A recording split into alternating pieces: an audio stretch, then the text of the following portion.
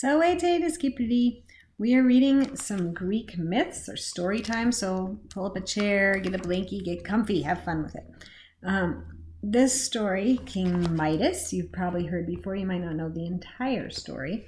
What I want you to do as I read these stories to you is think about the relationship of humans and gods, and does it change depending on who's in power? Does it just change depending on which god we're talking about? This is a great time to just jot some things down, some ideas down. Good time for a thinking map as well.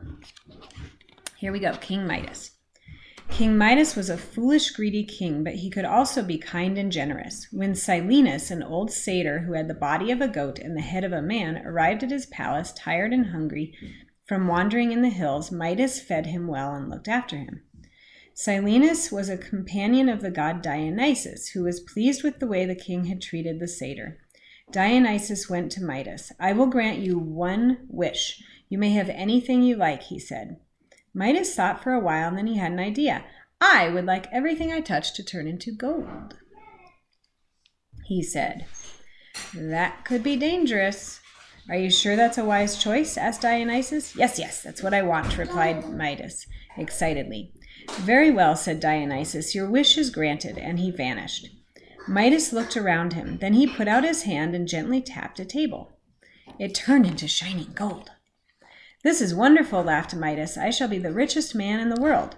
He dashed around his palace, touching chairs, walls, doors, floors, pillars, and ornaments, sacks of cloth and corn. Everything turned into solid gold. He shouted for his servants to bring him a feast. As soon as it was laid on the golden table, he touched the plates. Midas had always longed to eat from golden plates.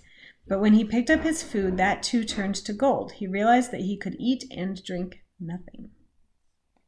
His young son ran into the room calling, "Father, what's happened to the palace?"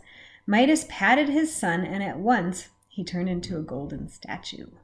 "What have I done?" cried King Midas.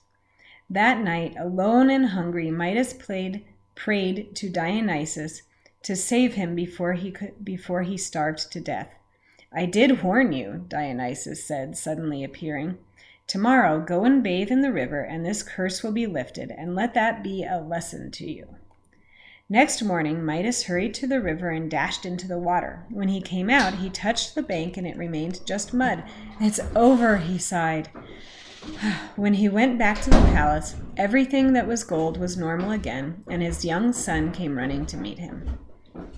Midas had learned not to be greedy, but he was still foolish.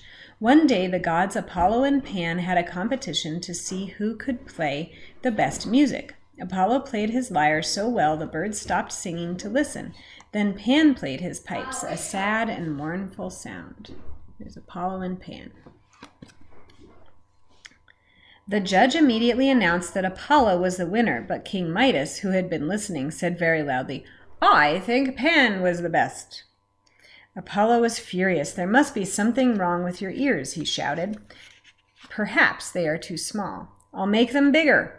And he pointed his finger at King Midas. The king put his hands on his head, and he felt two long, furry ears like the ears of a donkey. Hiding his head under his cloak, he rushed away to the palace. He didn't want anyone to see him and laugh at him. He put on a tall cap with his ears tucked inside. Every day he wore his cap, and he even kept it on in bed. But his hair grew longer and longer, and at last he had to go to the barber. There's King Midas with the ears. Midas made the barber swear that he would never tell anyone about his ears. "If you so much as whisper, you shall die," he said. The barber promised he would keep the secret. Weeks passed, and the barber kept his promise, but he desperately wanted to tell someone. When he could bear it no longer, the barber went to the riverbank, dug a deep hole, and whispered into it, "The king has donkey's ears." Then he filled the hole and thought the secret would be safe. In the spring, reeds grew up on the riverbank. When the wind blew through them, they rustled and whispered, "The king has donkey's ears. The king has donkey's ears." Everyone now knew King Midas's secret and that he was a very foolish man.